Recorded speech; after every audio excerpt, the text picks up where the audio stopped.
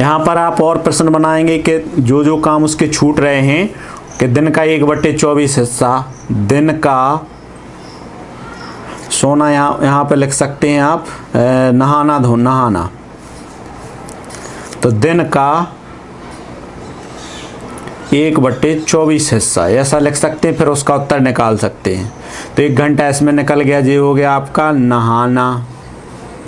अभी खाना है, ठीक है, और क्या है,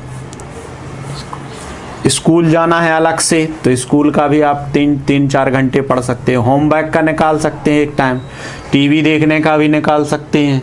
तो इस प्रकार से आप 3-4 काम इसमें और जोड़ के और पूरे 24 घंटे का समय खर्च कीजिए। ठीक है, आपको करना है ये प्रश्न, अपने मन से प्रश्न बनाइए, उनके उत्तर करके उनका समय भी बताना है। अब देखें यहाँ पर, अरुण 10 बजे सोता है और 6 बजे उठता है। 10 बजे सोया और 6 बजे उठा, तो वह सुबह 7 से 8 के बीच खेलता है और फिर शाम को 6 से 8 के बीच खेलता है। तो अब इसका समय भी आपको निकालना चाहिए। 10 बजे सोता है और 6 बजे उठता है, तो देखो 10 बजे रात में सोया, तो 10 से 12 बजे तक, रात के 12 बजे तक 2 घंटे सो लिया और 6 घंटे सुबह तक सोया, तो टोटल उसने 8 घंटे सोया।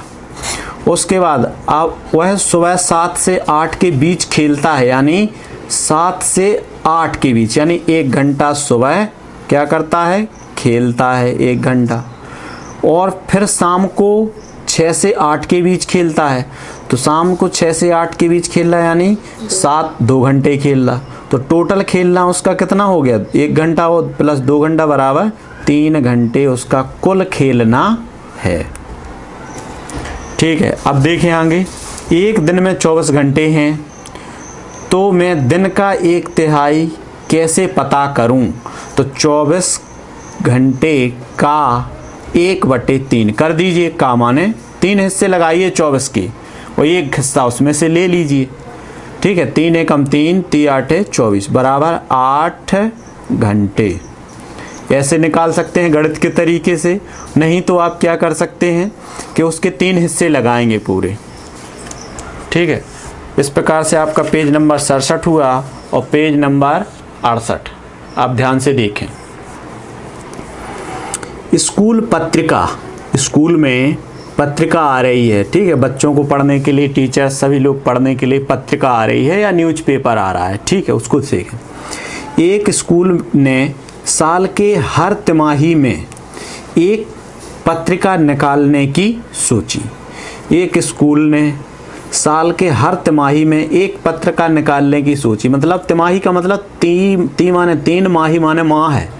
3 महीने में एक पत्रिका निकालने की सोची कि 3 महीने में हमारे स्कूल में क्या क्या हुआ, कितनी पढ़ाई हो गई, कौन कौन से कंपटीशन किए गए और कौन कौन से प्रतियोगिताएं की गई, कौन कौन से एक्टिविटी क्रियाकलाप किया गया, कौन कौन से त्यौहार मनाए गए, कौन कौन से बच्चों ने कितने नंबर पाए हैं, कितने, मतलब पूरी एक पत्रिका में पूरे स्कूल की जानकारी दे रहे हैं, कितना खर्चा आया है, कितने मास्टर रहे, कौन कौन रहे, ये सब पूरी जानकारी इस तिमाही पत्रिका में निकाल रहे हैं। तो एक स्कूल ने साल के हर तिमाही में एक पत्रिका निकालने की सोची। एक साल में उसके पास कितनी पत्रिकाएं होंगी?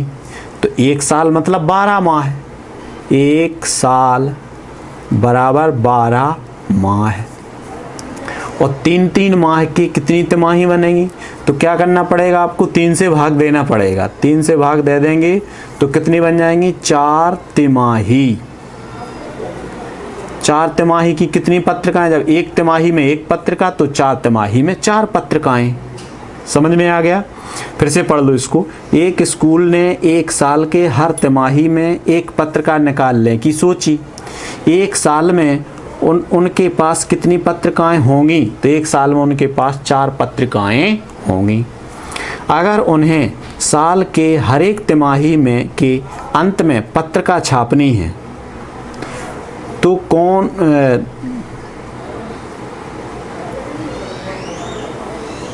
क्या आवाज नहीं आ रही है? समझ में नहीं आ रहा?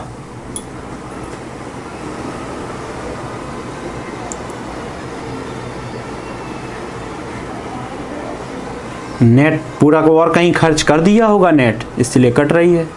चलो सुनो यहाँ पे, एक साल में उसके पास कितनी पत्रिकाएं होंगी, तो 4 पत्रिकाएं होंगी, इसका उत्तर दे दिया। अगर उन्हें साल के हर एक तिमाही के अंत में पत्रिका छापनी है तो कौन से महीने छपाई के होंगे और उन महीनों के अंकों पर निशान लगाओ। पहली पत्रिका होगी आपकी कौन सी, तीसरे महीने में, फिर पत्रिका होगी 3 महीने के बाद 6वें महीने में, फिर पत्रिका होगी आपकी 3 महीने यानी 9 महीने में, अंत और फिर होगी आपकी 12वें महीने में। कहने का मतलब पहले महीना, दूसरा महीना और अंत में तीसरे महीने में, अंतिम महीने में 3 महीने का ब्यौरा देता है। स्कूल अपनी पत्रिका में अपनी जानकारी 3 महीने की अंतिम महीने में जानकारी दे देती है। ठीक है, तो इन महीनों में पत्रिकाएं छपेंगी, तीसरे महीने में, 6वें, 9वें, 12वें। अब देखो नींद के बारे में एक मज़ेदार बात, क्या तुमने कुंभकर्ण का नाम सुना है?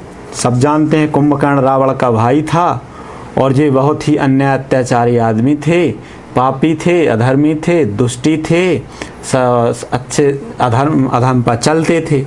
ठीक है, तो और ये कुंभकर्ण तो फिर सोने में सबसे ज़्यादा था, सोता सबसे ज़्यादा था। तो सुनो, रावण का भाई कुंभकर्ण, रावण का भाई, वह आधे साल तक सोने के लिए प्रसिद्ध था। कितने? 6 महीने तक सोता था। देखो इसमें चित्र भी है, और वो लगभग 6 महीने तक सोने के लिए प्रसिद्ध था। कहा जाता है कि 6 महीने सोता था।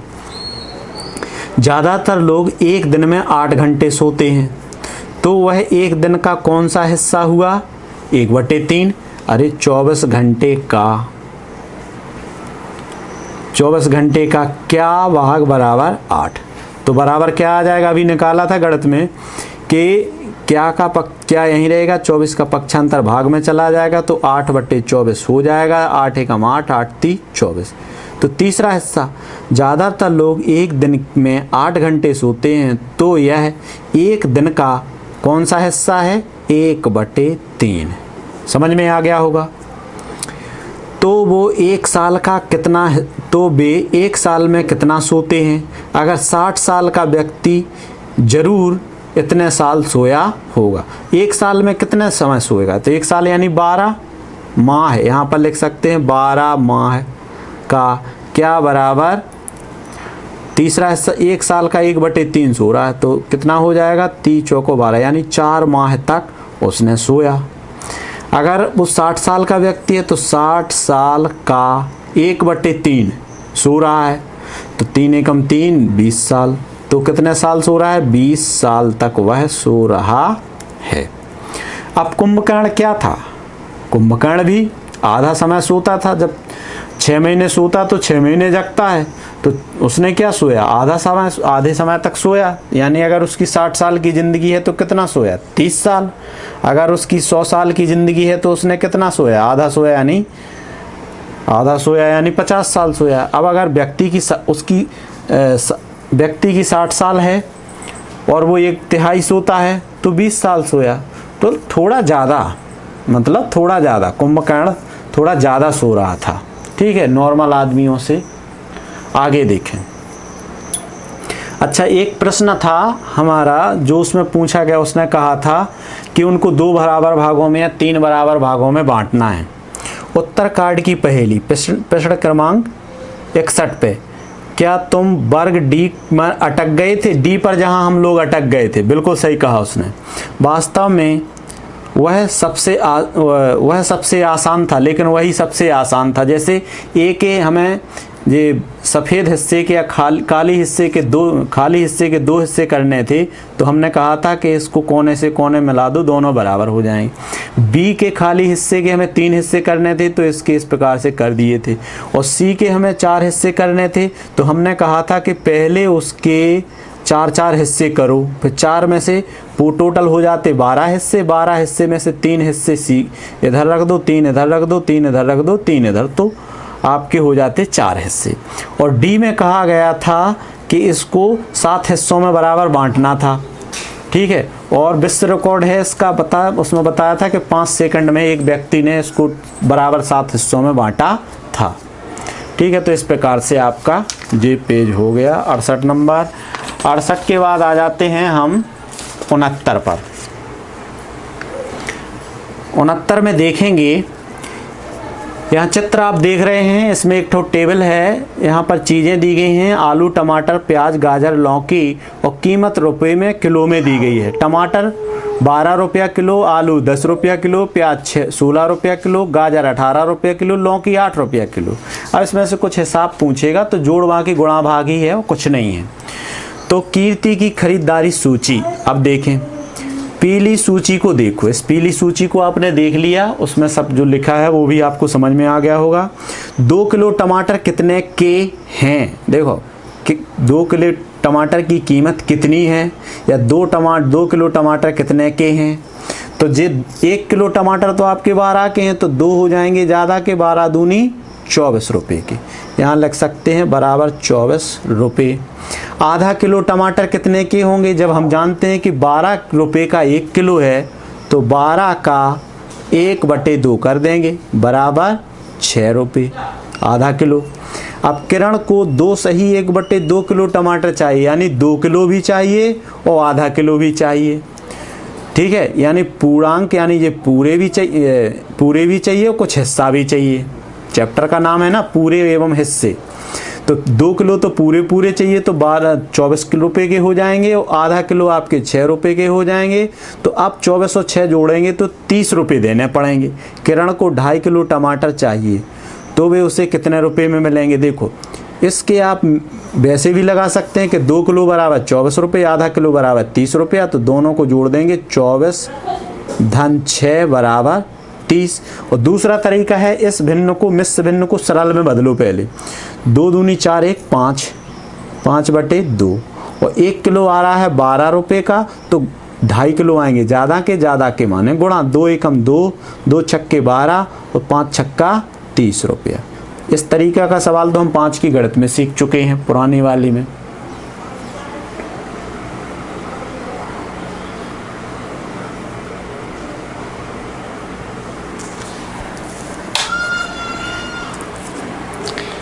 अब देखें प्लीज अगला सवाल, ये कह रहा है हमें 3.5 किलो, 3 सही 1/2 का मतलब है 3.5 किलो। 3.5 किलो आलू की कीमत क्या होगी। तो यहाँ पर आप आलू देख रहे हैं, आलू बिक रहे हैं 10 रुपया किलो, तो 3 किलो तो हो जाएंगे 30 के, और आधा किलो हो जाएंगे 5, तो 30 और 5 35। तो ऐसे हिसाब तो लगा दिया कि 35 रुपये, लेकिन आप पुरानी गणित के तरीके से लगाएंगे तो क्या लगाना पड़ेगा आपको। यहाँ देख लीजिए, इस मिश्र भिन्न की सैल भिन्न 3 दूनी 6 1 7, 7/2 किलो खरीदना है, और 1 किलो आ रहे हैं 10 के, तो 7/2 किलो आएंगे ज़्यादा के माने गुणा 2 एकम 2, 2 पंचे 10, 7 पन्ना 35 रुपये। ठीक है, अब 1 सही 1/4 किलो गाजर कितने की, 1 किलो गाजर, तो आपको पता है कि 1 किलो गाजर आपकी कितने की आ रही है 18 रुपये की, और 1/4 किलो यानी चौथाई हिस्सा, आधा हिस्सा पड़ेगा 9 रुपया का, और चौथाई हिस्सा पड़ेगा 4.5 रुपया का। दिमाग लगाओ, चौथाई का मतलब पाव भर 250 ग्राम।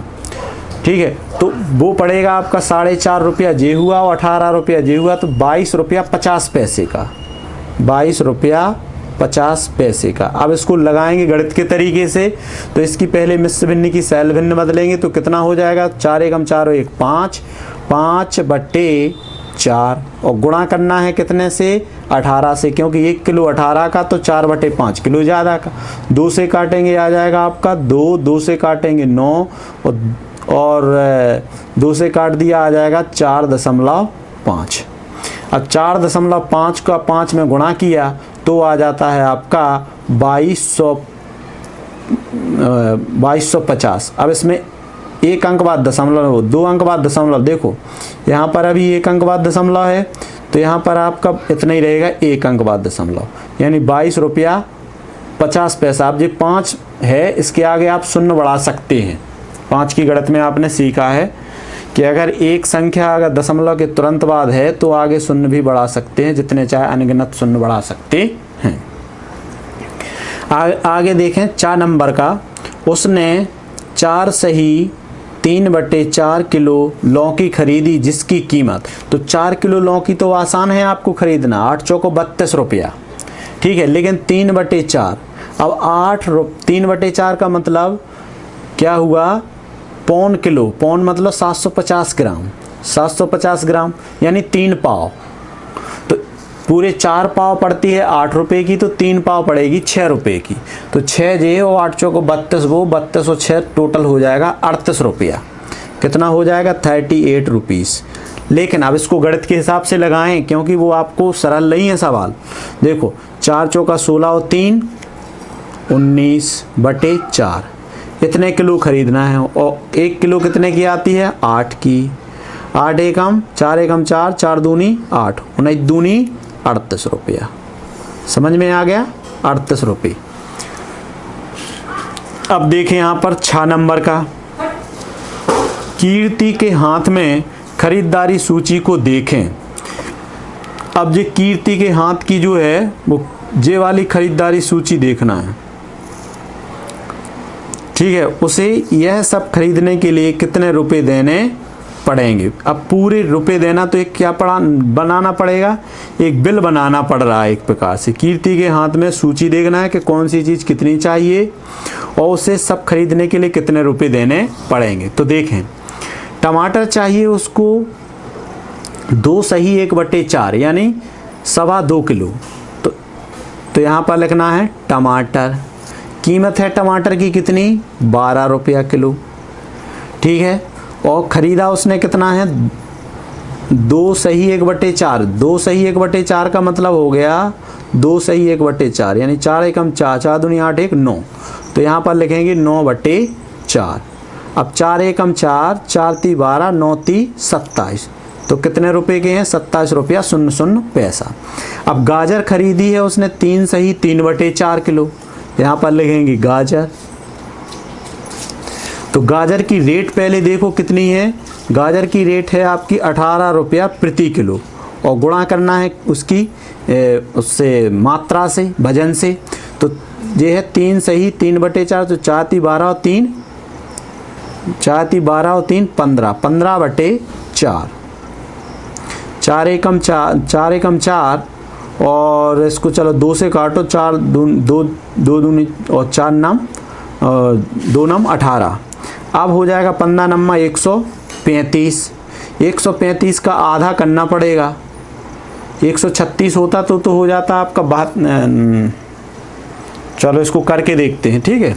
ये 15 नम्मा 135/2, तो 2 छक्के 12, बचेगा 1 तो हो जाएगा 15, 2 सत्ते 14। अब 1 बचा तो यहाँ लग जाएगा दशमलव, उस पर बढ़ जाएगा 0 से हो जाएगा 10, 2 पंचे 10, यानी 67 रुपया 50 पैसे की उसकी गाजर पड़ी। अब उसको लौकी खरीदना है, तो यहाँ लिखें लौकी, और 1 सही 1/2 किलोग्राम, इसका मतलब है 1 किलो 1.5 किलो खरीदना है। तो 1 किलो कितने की है, 8 रुपये की। तो 8 गुणे मात्रा करना है, तो 2 एकम 2 1 3, 3/2, 2 एकम 2, 2 चौको 8, 4 × 12, तो कितने 12 रुपया 00 पैसा। अब इसका कुल टोटल मारना है यहाँ पर, तो कितना आएगा 50 पैसे, तो ये आपका बन ही रहा है। और रुपए जोड़ेंगे तो आपके 7 7 14, 14 और 2 16, 16 की 6, हासिल आई 1 को जोड़ देंगे इसमें तो हो जाएंगे 2 2 2 4, 4 और 6 10, यानी 106 रुपया 50 पैसा कुल इतने का सामान खरीदा। अब इसका देखते हैं अगला सवाल। तुम जो सब्जियां खरीदना चाहते हो उनका बिल खुद बनाओ, पता करो कि तुम्हें कुल कितने पैसे देने पड़ेंगे। अब आपके पास रेट सूची यहाँ पर दे दी गई थी इस पीली वाले में। अब आपको जो जो सब्जियां जितनी मात्रा में खरीदना है तो उनका 1-2 अपने घर का 1-2 बिल बनाएं, ठीक है। इस प्रकार से आप लिख लें कि हमें आलू कितना चाहिए, टमाटर कितना चाहिए, गोभी कितना चाहिए, प्याज कितना चाहिए, लौकी कितनी चाहिए, जो भी इसमें दिया है उसके हिसाब से आप एक बिल अपना खुद का तैयार करें, ओके। और उसका मुझे उत्तर भेजें। नेक्स्ट, अब अभ्यास का समय है। यहाँ देखें अभ्यास, रहीम की यात्रा। रहीम यात्रा कर रहा है, कहीं पर गया होगा, रवाना होगा, तो यात्रा देखें। रहीम को अपने स्कूल पहुँचने के लिए 1/4 किलोमीटर सफ़र करना पड़ता है। यानी 1 किलोमीटर और 1/4 किलोमीटर का मतलब है 250 मीटर। क्यों?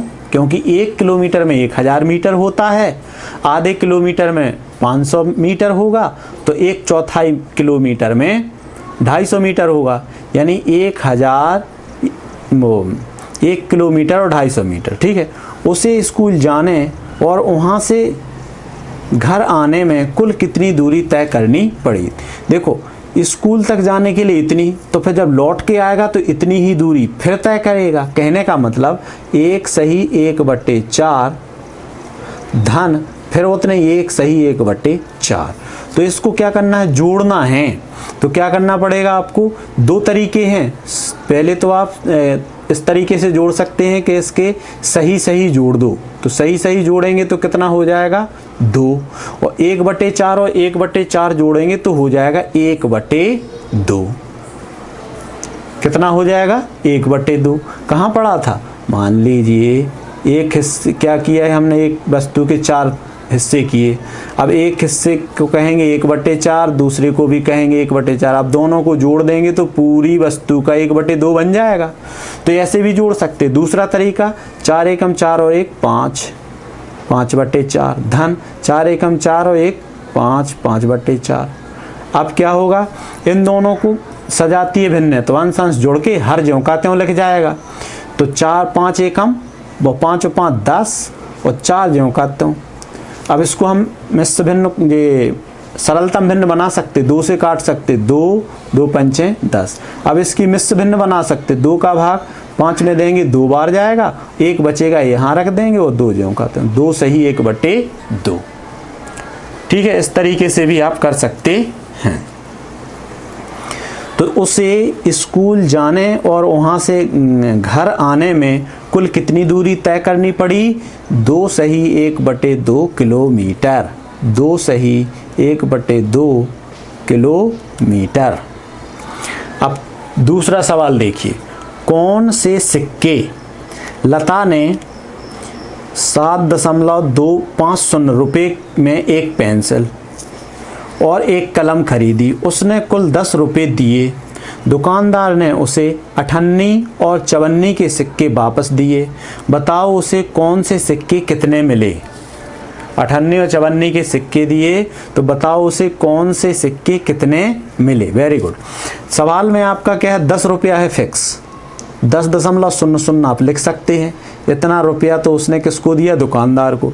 और ख़रीदारी यानी खर्चा है उसका 7 रुपया 50 पैसा। जे है उसका खर्चा और जे है उसका नोट। अब नोट में से खर्चा घटा के बाकी पैसा देगा दुकानदार, तो देगा वो कितना? यहाँ पर 5 बचेगा 0 और यहाँ पर 2, यानी 2 रुपया 50 पैसा देगा।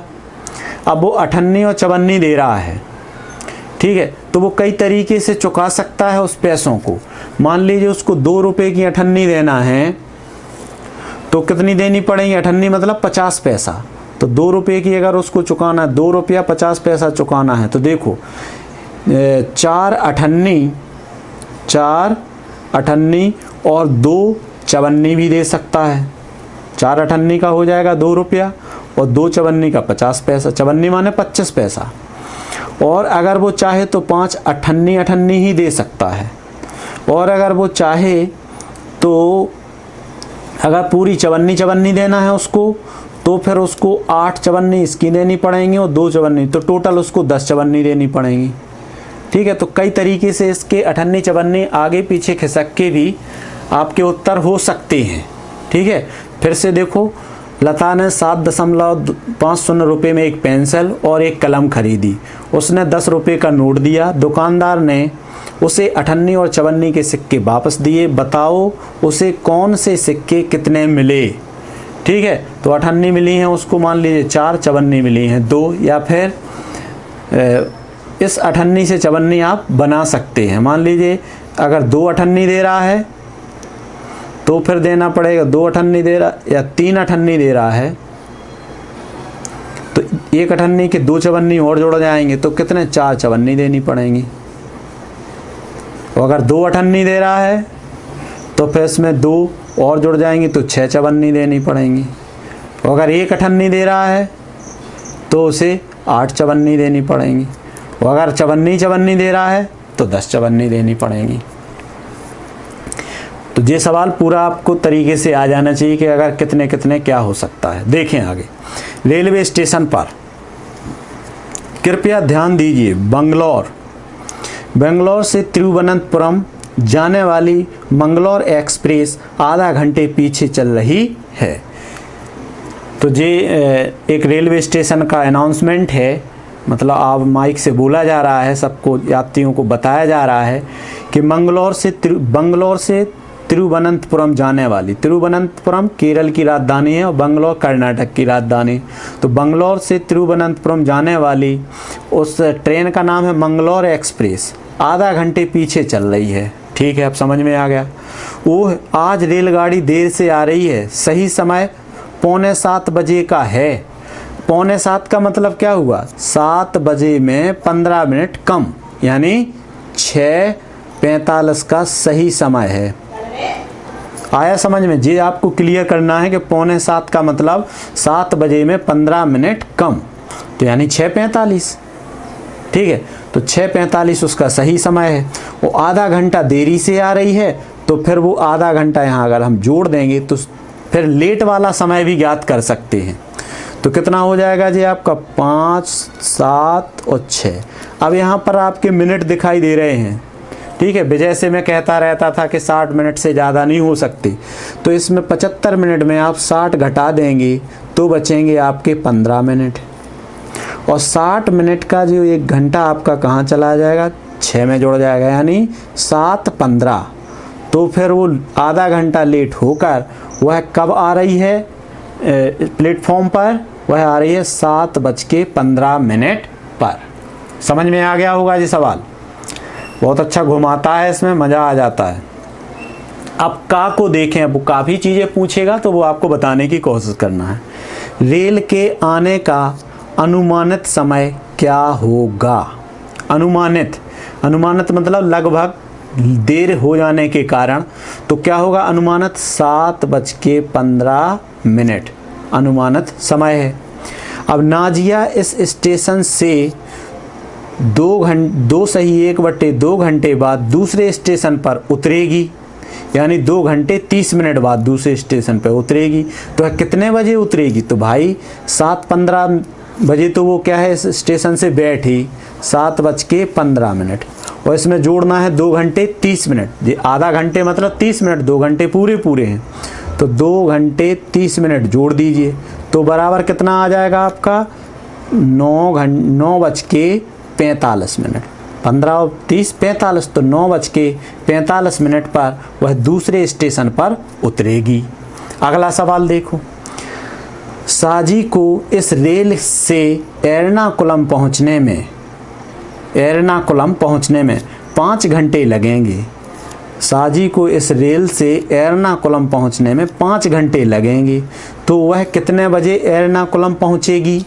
तो देखो 7:15 पे तो वो चल ही रही है ट्रेन, क्योंकि लेट है, और 5 घंटे बाद, तो 5 घंटे उसमें समय जुड़ जाएगा, तो क्या हो जाएगा 7, 5, 12, यानी 12:15 पर वह एर्नाकुलम